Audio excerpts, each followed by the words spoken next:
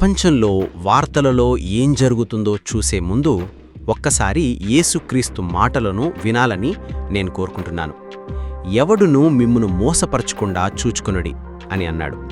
ఆ తర్వాత 6వ వచనంలో ఒక అద్భుతమైన మాట చెప్పాడు. మీరు యుద్ధములను గూర్చియు యుద్ధ సమాచారములను గూర్చియు వినబోదురు. మీరు కలవరపడకుండా చూచుకొనుడి. గమనించారా? యేసయ్య ఏమంటున్నాడు? భయపడకండి, కలవరపడకండి అని చెప్తున్నాడు. అంత్యదినాల్లో ప్రపంచం కల్లోలంగా మారుతుందని దేవుడు ముందుగానే చెప్పాడు. కానీ ఆయన తన బిడ్డలను భయంతో బ్రతకమని చెప్పలేదు. మెలకువగా ఉండండి, వాచ్ అని చెప్పాడు. ఈరోజు నేను మీకు artificial intelligence, AI, robotics, technology గురించి ప్రపంచంలో జరుగుతున్న కొన్ని విషయాలను చూపించబోతున్నాను. ఇవి చూసి మీరు భయపడాలని కాదు, ఇవన్నీ చూసి ఇదేదో ప్రవచనం నెరవేర్పు అని గుడ్డిగా నమ్మేయాలని కాదు. నేను ఒకే ఒక్క చిన్న మాట చెప్పాలనుకుంటున్నాను. మన ప్రపంచం నమ్మశక్యం కాని వేగంతో మారిపోతోంది. క్రైస్తవులుగా మనం కళ్ళు తెరిచి జాగ్రత్తగా గమనించాల్సిన సమయం వచ్చింది. ఒక్కసారి ఈ రోబోట్ని చూడండి. దీన్ని చూసినప్పుడు నేను 2 సార్లు కళ్ళు నులుముకొని చూశాను. ఆన్లైన్లో దీని గురించి ఎందుకు అంత గొడవ జరుగుతోందో దీన్ని చూస్తేనే మీకు అర్థమవుతుంది. ఈ రోబోట్ పేరు 3 హావ్స్. ఇది 7 అడుగుల ఎత్తుంటుంది. దీనికి గుర్రంలాంటి 4 కాళ్లున్నాయి, 2 మనుష్యులలాంటి చేతులు ఉన్నాయి. కాని తల మాత్రం కొమ్ములతో ఉన్న ఒక మేకలాగా గోట్ లైక్ హెడ్ ఉంది. దీన్ని తయారు చేసిన కంపెనీ వాళ్ళు ఏమంటున్నారంటే, అగ్ని ప్రమాదాలు జరిగినప్పుడు మనుష్యులు వెళ్లలేని విపత్కర పరిస్థితుల్లో సహాయం చేయడానికి దీన్ని తయారు చేశామంటున్నారు. 4 కాళ్లుంటే దానికి బ్యాలెన్స్ బాగా ఉంటుందని, 2 చేతులతో అది ఏ పనైనా కనీసం రంపంతో చెట్లు కూడా కొయ్యగలదని చెప్తున్నారు. కానీ ఎవరైనా ఒక క్రైస్తవుడు దీన్ని చూసిన వెంటనే వాళ్ల మదిలో మెదిలే రూపం ఏంటో తెలుసా? బఫోమెట్. అవును, సాతాను ఆరాధనలో, అకల్ట్ పూజలలో ఎక్కువగా వాడే కొమ్ముల మేక రూపమే ఈ బఫోమెట్. కొన్ని సంవత్సరాల క్రితం అమెరికాలో సాతాను ఆరాధకులు దేవునికి వ్యతిరేకంగా పోరాడుతూ ఒక పెద్ద బఫోమెట్ విగ్రహాన్ని ప్రభుత్వ కార్యాలయం ముందు పెట్టారు. ఇప్పుడు అదే రూపంలో ఉన్న ఒక భయంకరమైన యంత్రం చేతిలో రంపం పట్టుకుని నడుచుకుంటూ వస్తుంటే జనాలు దాన్ని చూసి ఇది డెమానిక్గా ఉంది అని అనడంలో తప్పులేదు గదా? కానీ ఇక్కడ మనం బైబిల్ వెలుగులో ఆలోచించాలి. 1 యోహాను 4:1, 1 జాన్ 4:1 చెబుతోంది. ప్రియులారా, అనేక మంది అబద్ధ ప్రవక్తలు లోకంలోనికి బయలువెళ్ళియున్నారు గనుక ప్రతి ఆత్మను నమ్మక ఆయా ఆత్మలు దేవుని సంబంధమైనవో కావో పరీక్షించుడి అని. ఒక రోబోట్ కొమ్ములతో ఉన్నంత మాత్రాన భయపడకండి. కాని అదే సమయంలో సాతాను ఎప్పుడూ ఏది చేసినా ఒక ఉద్దేశంతోనే చేస్తాడు అని మర్చిపోకండి.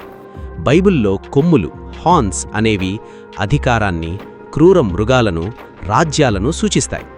మనిషి తయారు చేసే టెక్నాలజీ ఒకవేళ హద్దు మీరితే, భౌతిక లోకంలో మనుష్యుల స్థానాన్ని ఒక యంత్రం భర్తీ చేస్తే మనం ఎలాంటి ప్రపంచాన్ని నిర్మిస్తున్నామో ఒక్కసారి ఆలోచించండి. టెక్నాలజీ అనేది ఒక సాధనం మాత్రమే. ఫోన్ వాడి దేవుని వాక్యం వినొచ్చు, అదే ఫోన్ వాడి పాపం కూడా చెయ్యొచ్చు. ప్రశ్న ఏంటంటే, ఆ టెక్నాలజీ ఎవరి చేతుల్లో ఉంది? వాళ్ళు దాన్ని దేనికోసం వాడుతున్నారు? ఇప్పుడు మీకు ఇంకొక భయంకరమైన వార్త చెబుతాను. ఆర్టిఫిషియల్ ఇంటెలిజెన్స్, ఏఐ, కేవలం భౌతికంగా రోబోట్స్ని మాత్రమే తయారు చేయడం లేదు. అది మనుష్యుల జ్ఞానాన్ని మొత్తాన్ని మింగేయాలని చూస్తోంది. ఆంథ్రోపిక్ అని ఒక పెద్ద ఏఐ కంపెనీకి సంబంధించిన ఒక రహస్య ప్రాజెక్ట్ పనామా బయటపడింది. వాళ్ళేం చేస్తున్నారో వింటే మీరు షాకురుతారు. వాళ్ళు భౌతికంగా లక్షలాది పాత పుస్తకాలను తెప్పించి ఒక హైడ్రాలిక్ కటర్ కింద పెట్టి ఆ పుస్తకం వెన్నెముకను కోసేస్తున్నారు. 100 సంవత్సరాల నుండి జాగ్రత్తగా కాపాడుకుంటూ వచ్చిన ఆ అపురూపమైన పుస్తకాలను పీలికలు చేసి ప్రతి పేజీని స్కాన్ చేసి ఆ భౌతిక పుస్తకాలను పూర్తిగా నాశనం చేసేస్తున్నారు. ఆ ఇన్ఫర్మేషన్ అంతా తమ ఏఐ చాట్ బాట్స్లకు మేతగా వేస్తున్నారు. This is not for recycling. This is to facilitate regurgitation, to feed to AI chatbots that will process these pages in seconds and spew out AI slop. Welcome to the AI age. ఇదంతా చూస్తుంటే మీకు ఏమనిపిస్తోంది? ప్రపంచంలో ఎందుకు ఇంత కంగారుగా టెక్నాలజీని, ఏఐని అభివృద్ధి చేస్తున్నారు? ఎందుకు కోట్లాది రూపాయలు దీనికోసం ఖర్చు పెడుతున్నారు? యేసుక్రీస్తు మత్తయి సువార్త 24వ అధ్యాయంలో యుగాంతం గురించి చెప్పినప్పుడు 4 సార్లు ఒకే మాట రిపీట్ చేశాడు. మోసపోకండి, మోసపోకండి, మోసపోకండి, మోసపోకండి. Do not be deceived. మనం మోసకర యుగంలో జీవిస్తున్నాం. ఈ రోజుల్లో మీరు కళ్లతో చూసింది కూడా మీరు నమ్మలేని పరిస్థితి వచ్చేసింది. ఈ టెక్నాలజీతో ఎవరి గొంతునైనా అచ్చం వాళ్లలాగే సృష్టించవచ్చు. ఏఐ వాయిస్, ఎవరి ముఖాన్నైనా వీడియోలో సృష్టించవచ్చు. డీప్ ఫేక్స్, ఏది నిజమో ఏది అబద్ధమో తెలుసుకోలేని రోజుల్లోకి మనం వెడుతున్నాం. అందుకే నేను మిమ్మల్ని బ్రతిమాలుతున్నాను, మనుష్యుల మీద నమ్మకం పెట్టుకోకండి, ఏ పాస్టర్ మీద నమ్మకం పెట్టుకోకండి, యూట్యూబ్ వీడియోల మీద నమ్మకం పెట్టుకోకండి, చివరికి నేను చెప్పేది కూడా గుడ్డిగా నమ్మకండి. మీ బైబిల్ తెరవండి, మీరు వినే ప్రతిదాన్ని దేవుని వాక్యంతో సరిపోల్చుకోండి. ఎందుకంటే టెక్నాలజీ అబద్ధాన్ని కూడా సత్యంలాగా చూపించగలదు. సత్యం దొరికే ఏకైక గ్రంథం బైబిల్ మాత్రమే. ఇప్పుడు మనం ఒక ఆత్మీయ కోణంలోకి వెళదాం.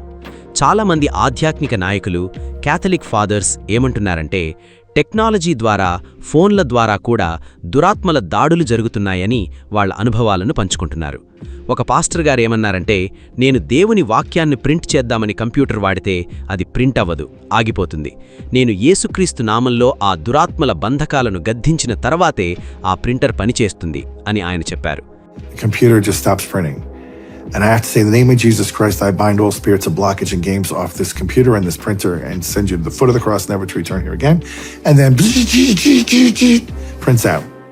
ఇది విన్నప్పుడు మనకు కొంత ఆశ్చర్యంగా అనిపించవచ్చు. ఒక యంత్రంలో దెయ్యం ఎలా ఉంటుంది అని సైన్స్ ప్రశ్నించవచ్చు. కానీ బైబిల్ మనకు స్పష్టంగా చెబుతోంది. ఎఫెసీయులకు 6:12, ఎఫిషియన్స్ 6:12, మన పోరాటం రక్తమాంసాలతో కాదు, అంధకార సంబంధులకు లోకనాథులతోనూ ఆకాశమండలమందున్న దురాత్మల సమూహములతోనూ పోరాడుచున్నాము. క్రైస్తవులుగా మనం ఆత్మీయ పోరాటాన్ని, స్పిరిచువల్ వార్ఫేర్ ని ఎప్పుడూ కొట్టిపారవేయకూడదు. సాతాను తన పని జరగడానికి దేన్నైనా వాడుకుంటాడు. అయితే ఇది దందర్థం ప్రతీదాంట్లో దెయ్యం వెతకమని కాదు. ఫోన్ హ్యాంగ్ అయితే అందులో దెయ్యం ఉందనుకోకండి. మన ఫోకస్ దెయ్యం మీద కాదు, యేసుక్రీస్తు మీద ఉండాలి. కానీ బైబిల్ ప్రవచనాల వైపు చూస్తే ప్రకటన 13:15లో ఒక భయంకరమైన మాట ఉంది. క్రూర మృగమునకు ప్రతిమ మాట్లాడునట్లును ఆ ప్రతిమకు ప్రాణమిచ్చుటకు దానికి అధికారం ఇయ్యబడిను. ఒక బొమ్మ లేదా ఒక యంత్రం మనుష్యుల్లాగా ఆలోచిస్తూ మాట్లాడ్డమేంటి? ఒకప్పుడు దీన్ని చదివినవారు ఇదెలా సాధ్యం అనుకున్నారు. కానీ ఈరోజు టెక్నాలజీ చూస్తుంటే క్రీస్తు విరోధి రాజ్యపాలనకు దారి ఎలా సిద్ధమవుతోందో మనకి కళ్లకు కట్టినట్టు కనిపిస్తోంది కదా. ఇది నేను చెబుతున్న కల్పిత కథ కాదు, మొన్న జరిగిన real incident. Open AI company వాళ్ళు తమ చాట్ జీపీటీ సిస్టమ్ని ఒక శాండ్ బాక్స్లో, అంటే ఒక సెక్యూర్ నెట్వర్క్లో ఉంచి టెస్ట్ చేస్తున్నారు. ఆ ఏఐకి వాళ్ళిచ్చిన టాస్క్ ఏంటంటే సైబర్ సెక్యూరిటీని చెక్ చేయడం. కానీ ఏం జరిగిందో తెలుసా? ఆ ఏఐ మనుష్యులు చెప్పిన పని చేయకుండా తనంతట అదే నిర్ణయాలు తీసుకొని ఆ సెక్యూర్ నెట్వర్క్ను దాటుకొని ఇంటర్నెట్లోకి వెళ్ళిపోయింది. హగింగ్ ఫేస్ అనే వేరే ప్లాట్ఫామ్లోకి వెళ్ళి అక్కడున్న సెక్యూరిటీ వీక్నెస్ని కనిపెట్టి దొంగతనంగా క్రెడెన్షియల్స్ వాడి ఆ సిస్టమ్ని హ్యాక్ చేసింది. దీని అర్థమేంటో తెలుసా?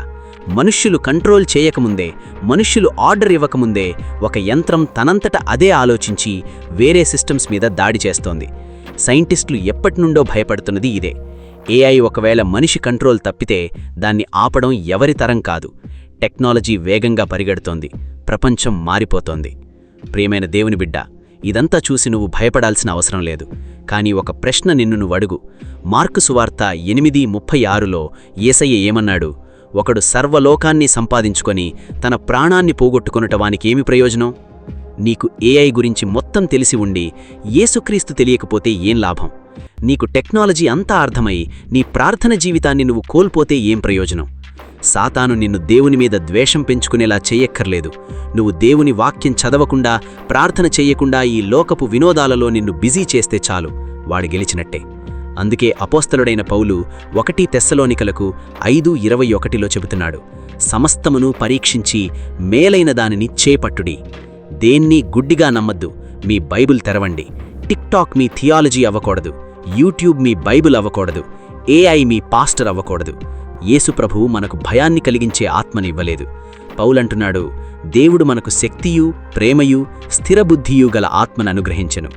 ఈ టెక్నాలజీ యుగంలో మనకు కావాల్సింది భయం కాదు, స్థిరమైన బుద్ధి. ఆల్గరిథమ్స్కి బానిస కాకండి. న్యూస్ హెడ్లైన్స్ చూసి వణికిపోకండి.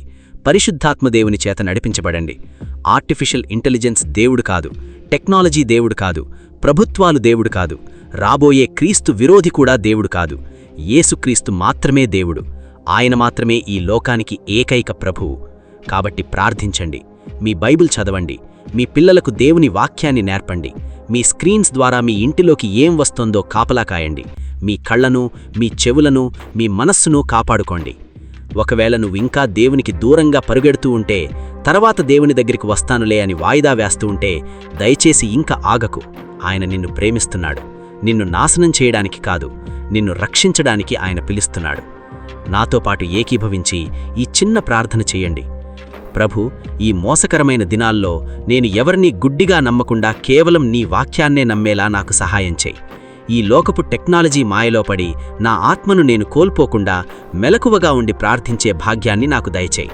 నా కుటుంబాన్ని, నా మనస్సును సాతాను దాడుల నుండి కాపాడు. నాకు భయపడే ఆత్మను కాకుండా స్థిరమైన బుద్ధిని దయచేయి. నీ రాకడకు నన్ను సిద్ధపరచు. యేసునామంలో ప్రార్థిస్తున్నాను. ఆమేన్. నా ప్రియ సహోదరులారా, మత్తయి 24:13లో చెప్పినట్లు అంతము వరకు సహించినవాడే రక్షింపబడును. దేవుడు మిమ్మల్ని, మీ కుటుంబాలను దీవించి కాపాడునుగాక. God bless you. Strength in grace. It's all about Jesus.